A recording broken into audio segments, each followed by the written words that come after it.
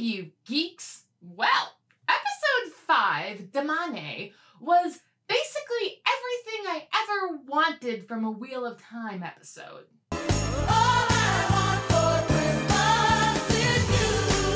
early for Mariah? Never. Not when they call the wind Mariah, and the wind is a blowin' in the Wheel of Time series now. With one glaring omission, everything else was practically perfect in every way, and the omission is unfortunately book accurate, so I won't complain, though I know others will. Without further ado, here are the 10 things I loved about episode 5, Damane. Of course, spoiler warning for the show up to the latest episode, and zero context spoilers for the book series. So if I'm sounding even more cryptic than usual, I'm probably referring to the books. Number 1. A new power is rising. Lanfear's power level is insane! It's over 9,000! The power she used to heal herself is unlike anything we've ever seen before. It don't look like the one power dudes. Not to mention that she's just on a whole other level from Moraine. Moraine can only fathom that someone would use a horse to follow them. There are 4 horses. I cannot give her a way to follow us. While Lanfear seems to disdain the thought of traveling by horse. A horse? Is there anything slower than a horse? Probably in the Age of Legends there were much better ways to travel, yet I think it's fair to say that horses were the most expedient option available for finding Rand and Moraine on horseback. Where are they? Who? The woman and man traveling with you. And ooh, she is so good being bad. Number 2. Shan-Chan, y'all! Okay, like Elaine, the Shan-Chan have been spot on since episode 2. Just look at their alien, insect-like appearance that oddly gives off Ming Imperial vibes. They're just swimming in bizarre. And those accents! Ah! You squat on stolen land. Land which once belonged to us and will be ours once again. And it tore me up every time I heard her drawl, southern drawl. Despite Jordan saying that the Shan-Chan should sound Texan, y'all, not even the audiobooks attempted this. The show's sound was glorious and so bizarre. For this episode specifically, the Shan-Chan have clearly leveled up their moral complexity. The obvious evil woman we've seen up to now is apparently not entirely indicative of her people. You disobeyed an order. You invaded a village without permission. They aren't evil. They're just a cultural imperialist empire here to spread civilization to the world. I'm guided by the light. We have a mission. Uniting all the people of the world under our Empress to fight the Shadow. With Suroth in timeout, Ishii is gone on full charmer mode to seduce the High Lord Turok to the dark side, and is oddly using Padan Fane to do it. One more thing. A gift from the village we captured. I know you're a collector of ancient things. All things considered, this adaptational choice isn't that surprising. What was a pleasant surprise is how close the show is getting to those iconic Jordan phrases that really can only be conveyed through text. Phrases like Nynaeve tugged her braid, or arms crossed beneath her breasts, and My eyes are too low to see such things. Only our Empress. may she live forever. The show seems to have missed that part of the phrase, But the fact that they got so close is still encouraging. You do get ribbons at JordanCon for knowing this sort of information. Number 3. The spoiled brats of the light are back in town, baby. And, ooh, they are looking better than ever. Is that a Scarlet Shepherd's crook behind Valda's sunburst? Ooh, it's glorious.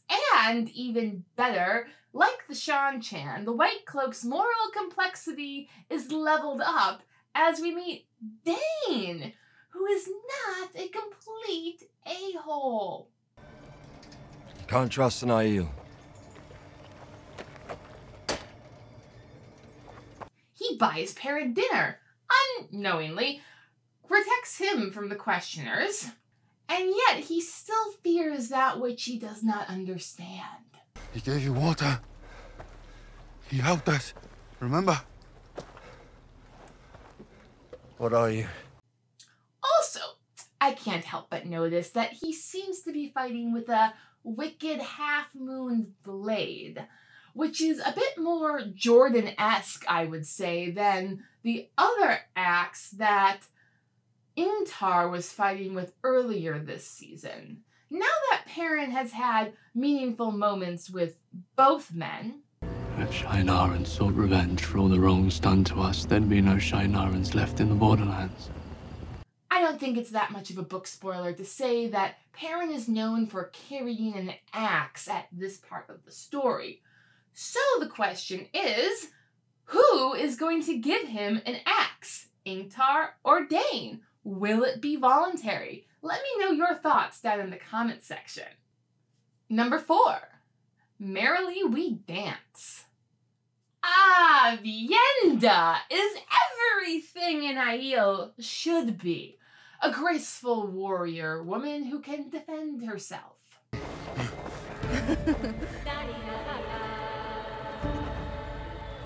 Perrin Ebara, do you like to dance? Honestly, that little non-verbal scene with Perrin wanting to defend Avienda and Avienda laughing steps aside, showing that she can defend herself, is such an iconic Jordan-esque moment. Let's also appreciate the show including some genuine Aiel humor.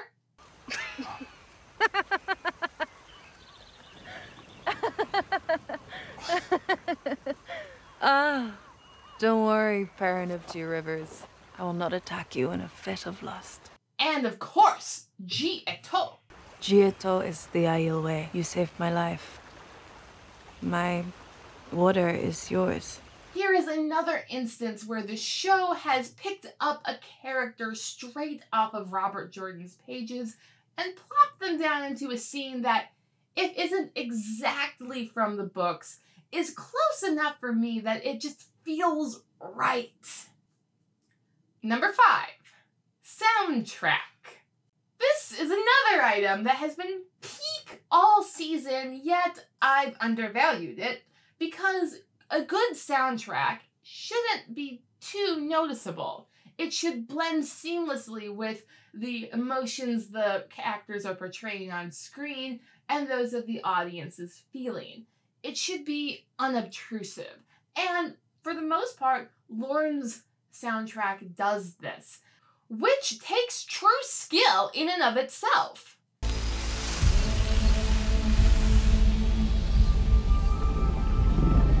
But occasionally, Lauren takes it a step higher, bringing that music to the forefront and smacking the audience across the face with that strange yet familiar new sort of sound that so genuinely embodies the soul of Jordan's work.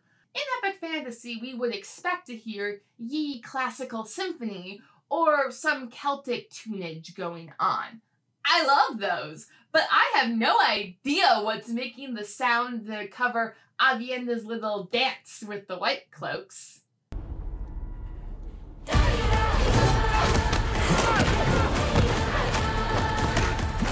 It's fun and feisty and fits the scene perfectly and utterly baffling yet wonderful to me. Well done, Lorne. Well done. Number 6, Varen. Speaking of fun, feisty things, Varen Sedai is certainly up to something. She told Moraine she would go to the tower to research things about the Dragon Reborn and the Forsaken. There are books in the tower that may prove useful. Prophecies that speak of Termin Head, of battles in the sky, of a sword of flame and the branded hand that wields it. I will find them. And yet, when she gets there, all she does is talk about the girls. I hear we have some new and very powerful novices. What do they have to do with the Forsaken and the Dragon Reborn, I wonder? We know that Ishii is using them as a pawn in his game for Rand, I suppose? I have a gift for you too. They should be here shortly. But what does Varen know about it, and how would she know it? Putting all that aside, it's still a hoot to see the mousy little brown sisters use their overlooked status to be super secret spies.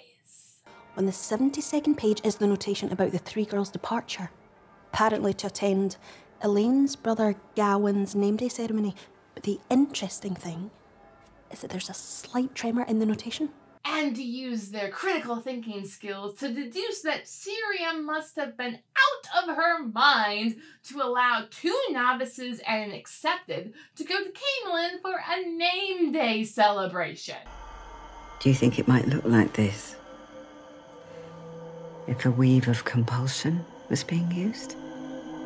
Not just any name day celebration, but Gawain's. Surely Leandrin could have come up with a better cover story than that. No wonder why Varen is hot on her trail. Yet despite all of this speed, the girls are now half a continent away. Will Varen be able to save them, or is it already too late? Number 7, the leash. You know how I said that I like those character moments where characters break their composure and clearly go beyond their comfort zone? So don't take it the wrong way when I say that I like it when Egwene gets captured, because that's precisely one of those moments. Collar her. The slow motion collaring of Egwene is probably the most efficient exposition dump this show has done to date. We see that small gold band grow to encapsulate Egwene's neck, and then come this big, gaudy harness thing.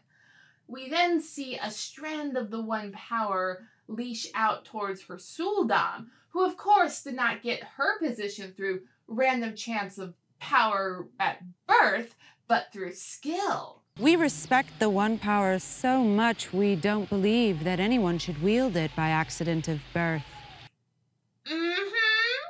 Egwene is perfectly all sorts of frantic as they add insult to injury by adding a metal leash in addition to the power rot one. Ooh, Egwene's begun an epic, traumatizing character arc, and I am so here for it. Number 8, the leader. With Egwene out of the picture, the 2 odd ducks of Elaine and Nynaeve, both alpha females of course, are now thrown in on an adventure together. And of course, it's going swimmingly. Stop. You're going to get us both killed. First, we need to change our clothes. Our clothes? Not fancy enough for you. Those soldiers at the Waygate were looking for us. They would still be looking for us. Here, follow me. I'm not taking orders from you, Princess. I don't even know you. In Microcosm, we have another one of Jordan's themes. The problem with everyone wanting to be in charge and no one wanting to compromise. Or talk. Okay, let's charge. Wait a minute, I'm the leader. I'm the one that says when we go. Here we go. Thus, the show has given us characters who have no idea where they're going, and they may even end up going in circles. I believe the only way to stop all this suffering is to stop the wheel itself. Stop everything. That sounds like the end. Wait a minute, I'm the leader. I'll say when it's the end. It's the end. So, bravo, Amazon. Bravo.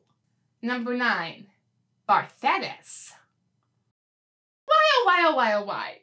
Is Barthanes giving me Sir Percival Blakeney Baronet vibes? Look you here, sir. At this limp cravat. I ask you. Or the sorry cut of this sleeve. No, no, no.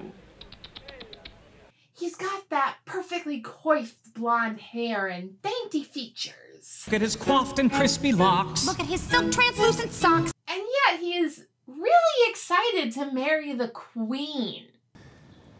Can you believe that I will be marrying Queen Goldrin? Now that makes me your king. So I shall expect full subservience. Uh-huh. This dandy has secrets, and I can't wait for the show to tell us what they are. Number 10. Teleran Riyadh.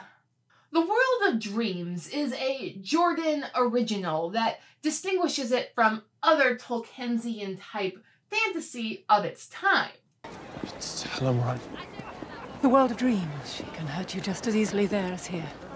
And the moment you fall asleep, she will have you.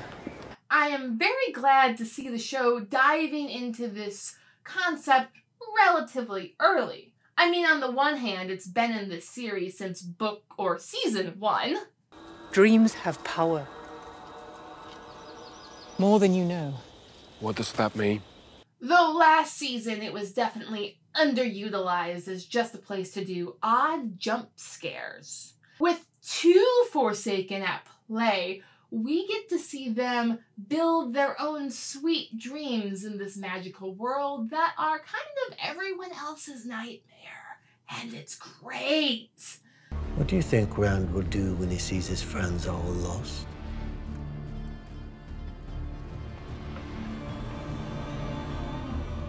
You will break.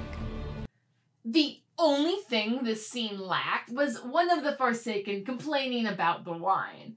This is really a nitpick, all things considered, considering last season was so, interesting and distinct from Jordan's vision that, bless their hearts, I just didn't know what was going on in those scenes. Now that we know who these characters are and what they want, it's so much better. Lanfear seems to want Rand bound to the wheel as she dominates him. I suppose that's one way to rock someone like a wagon wheel. Rock me, mama, like the wind and the rain. Let's just hope that Moraine's newest scheme, developed as she is sleep-deprived and frantic, is better than the last scheme she contrived while sleep-deprived and frantic. Thank you for watching. Please like, share, and subscribe if you would like to see more, and leave a comment letting me know what you thought of this week's episode. See you next week. Bye!